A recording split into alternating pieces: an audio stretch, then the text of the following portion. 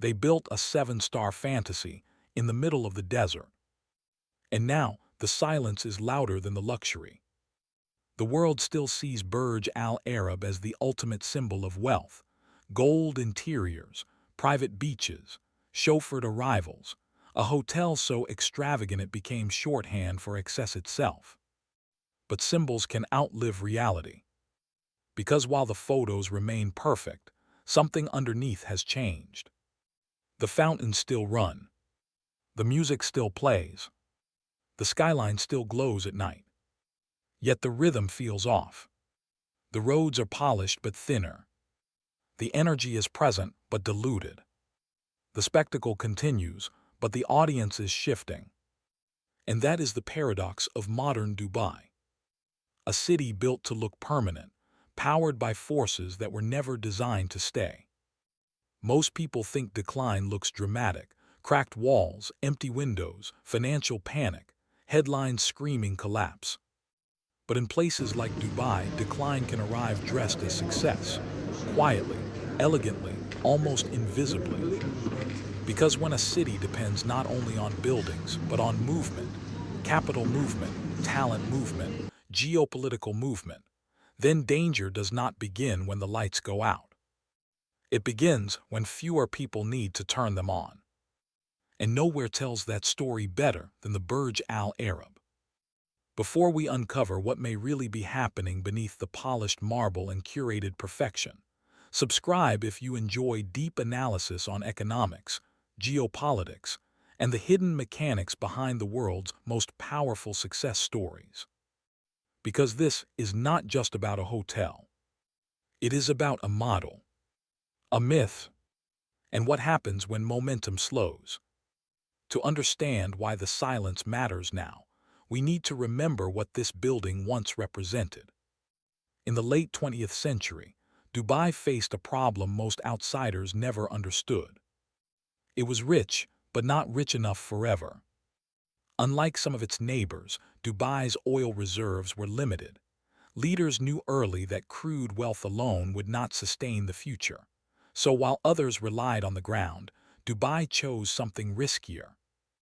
It would monetize perception. It would become a place people had to talk about. That meant building bigger than logic, faster than tradition, louder than geography.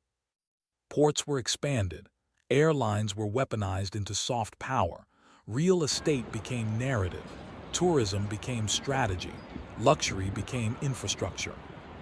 Then came the icon. Rising from an artificial island off the coast, the Burj Al Arab did not merely enter the skyline, it dominated imagination. Designed like the sail of a ship, it signaled movement, trade, and ambition. It looked less like a hotel and more like a declaration. We are not waiting for the future. We are constructing it. When it opened in 1999, the world was stunned. Here was a structure that turned hospitality into theater: duplex suites, helicopter pad, aquarium restaurants, service so excessive it bordered on mythology. The so-called seven-star hotel label was unofficial, but that hardly mattered.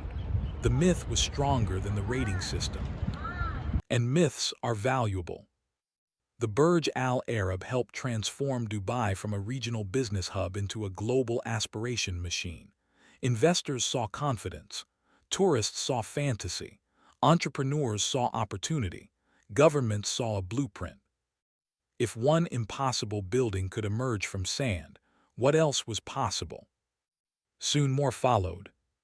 Palm-shaped islands, indoor ski slopes, record-breaking towers, mega malls, tax advantages, residency incentives, a city that seemed to reject natural limits. Dubai was not selling rooms. It was selling belief. Belief that growth could be endless. Belief that geography could be edited. Belief that capital would always keep arriving. And for years it worked. Money flowed in from Europe, Asia, Russia, Africa, and beyond. Professionals arrived chasing salaries. Brands arrived chasing prestige. Tourists arrived chasing spectacle. The city became a crossroads of ambition. But every miracle has an engine, and engines require fuel. Dubai's fuel was not oil, it was motion. Constant inflows, new buyers, new visitors, new companies, new narratives, new reasons for the world to come. As long as people kept arriving, the model looked unstoppable. As long as capital kept rotating, prices stayed elevated.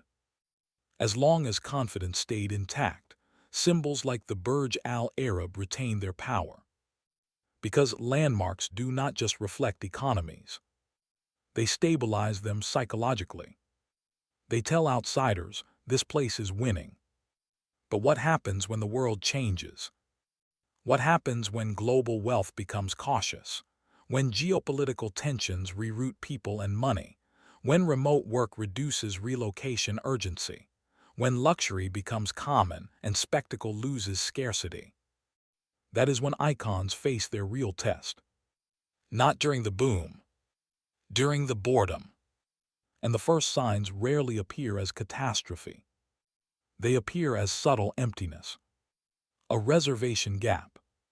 A softer season. A quieter lobby. A road with fewer arrivals than expected. Nothing broken enough to make headlines. Just enough to notice if you know what to look for. Because the greatest threat to cities built on momentum is not destruction. It is indifference. Indifference is hard to photograph. That is why most people miss it.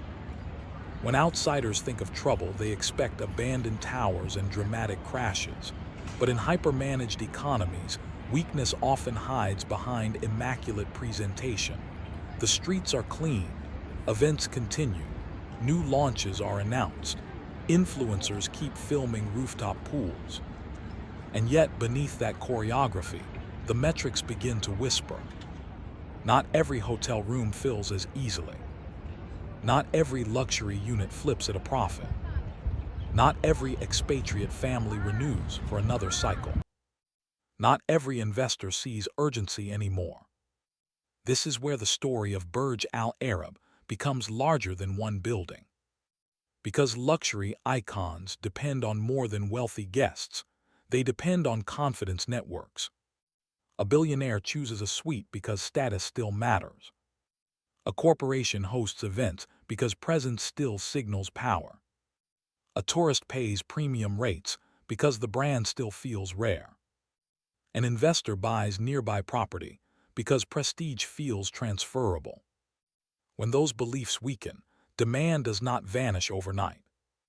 It thins. And thinning is dangerous in systems built for constant expansion. For years, Dubai mastered the art of replacing lost demand with new demand. If one region slowed, another surged. If Europe hesitated, Asia expanded. If tourism dipped, real estate compensated. If markets tightened, policy incentives reopened the gates. This flexibility made Dubai look invincible. But flexibility is not the same as immunity. The first layer of pressure came from geopolitics. Dubai benefited for decades by being perceived as neutral ground, a place where East met West, where money could move, where global elites could operate between blocks. In an increasingly fragmented world, that role became both more valuable and more fragile. Sanctions changed capital routes. Wars changed travel behavior. Regional tensions changed risk calculations. Global scrutiny changed compliance standards. Some money rushed in temporarily, other money quietly stopped coming. That creates a misleading picture. Short bursts of inflow can look like strength. Luxury car sales rise, prime real estate spikes, headlines celebrate resilience. But temporary capital is not the same as stable foundations. Fast money can leave faster than it arrived.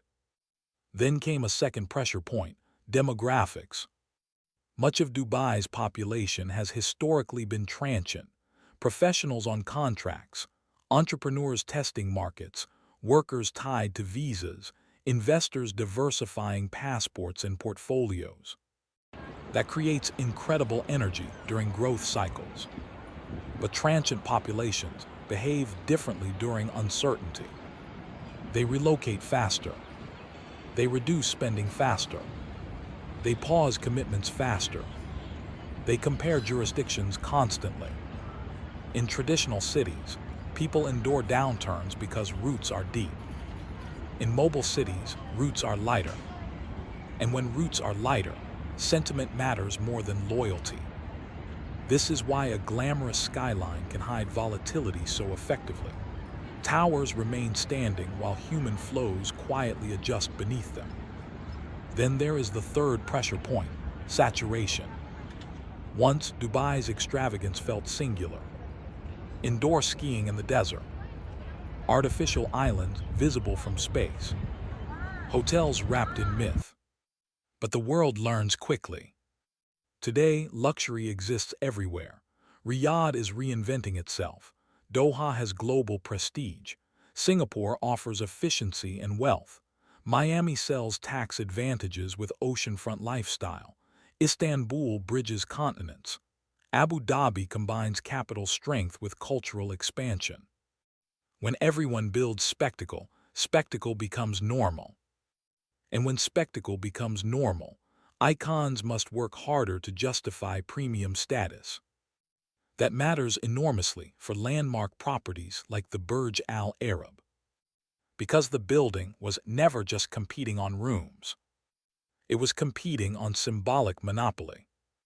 The idea that there was nowhere else like it. But scarcity erodes over time. A younger generation raised on endless luxury content may admire the Burj Al Arab without feeling compelled to experience it. They can stream exclusivity from their phones. They can rent branded luxury in dozens of cities. They can chase novelty elsewhere. Attention has decentralized.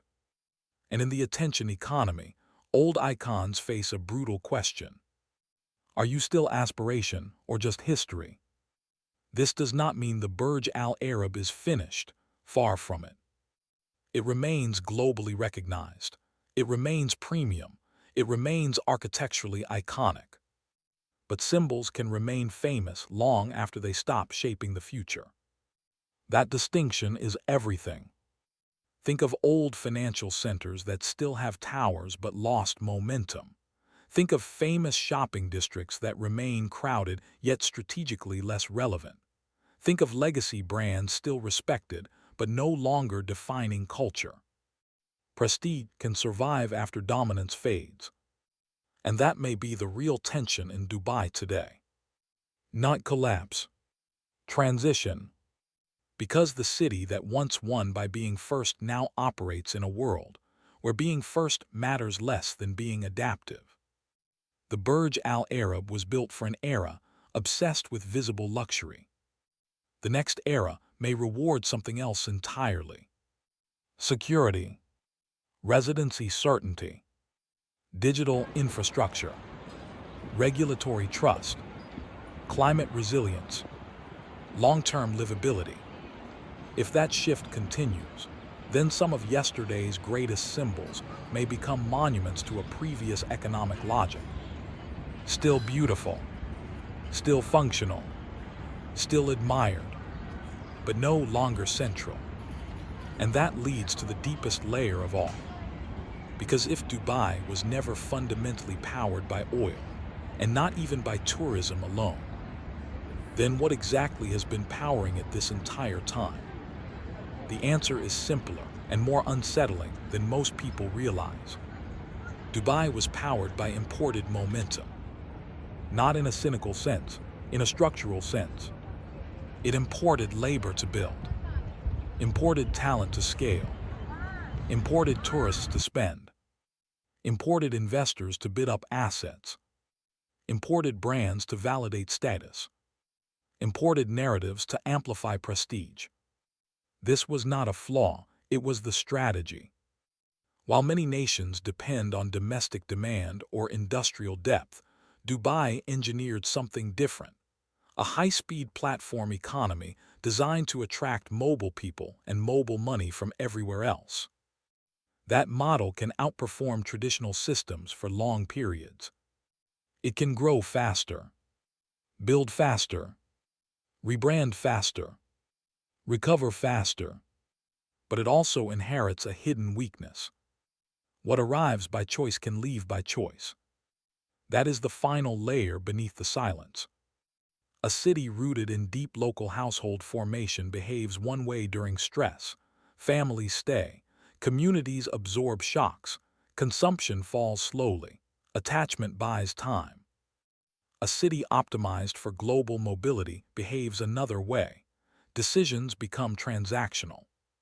Where a tax is lower, quidistroke letter 1 ECBNH, E letter 1 EDF DAO. Where is opportunity rising? Where is risk lower? Where does status feel newer?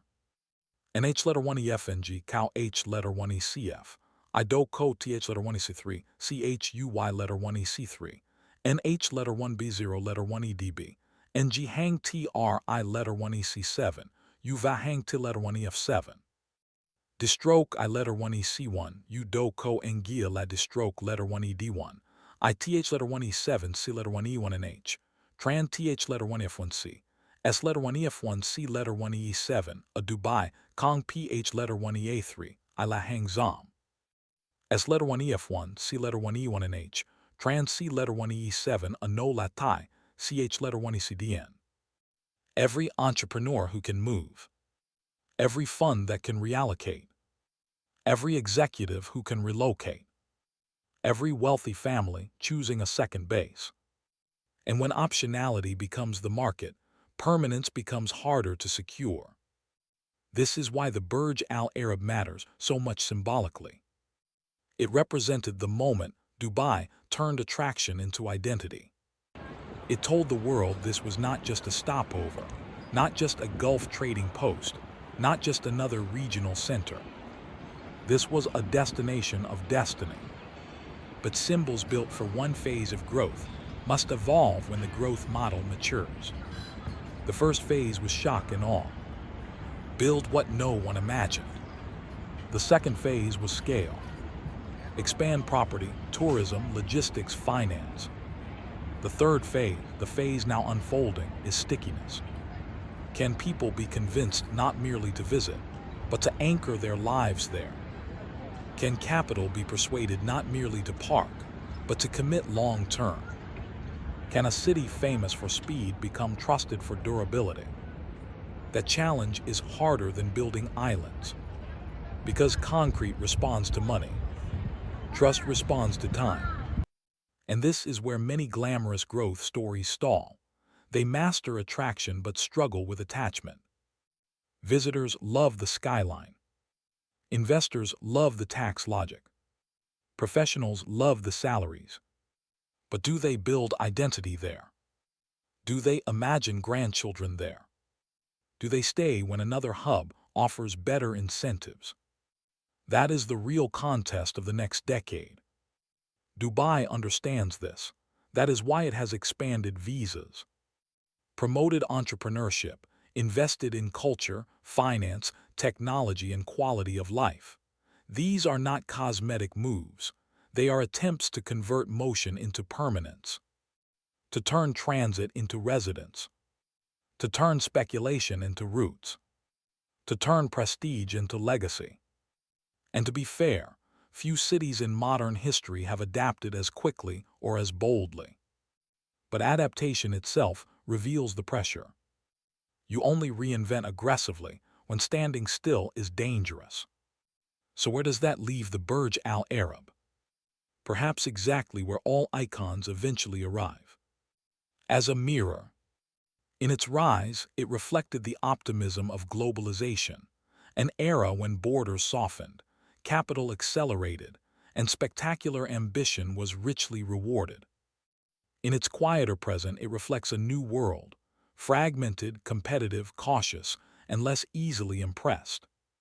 The building did not fail. The context changed. And that may be the most important lesson of all.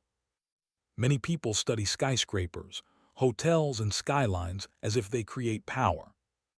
Often, they simply reveal where power is moving. Today, the music still plays. The lobby still shines. the sail still rises above the Gulf. But the question is no longer whether the icon remains beautiful. The question is whether the model beneath it remains dominant.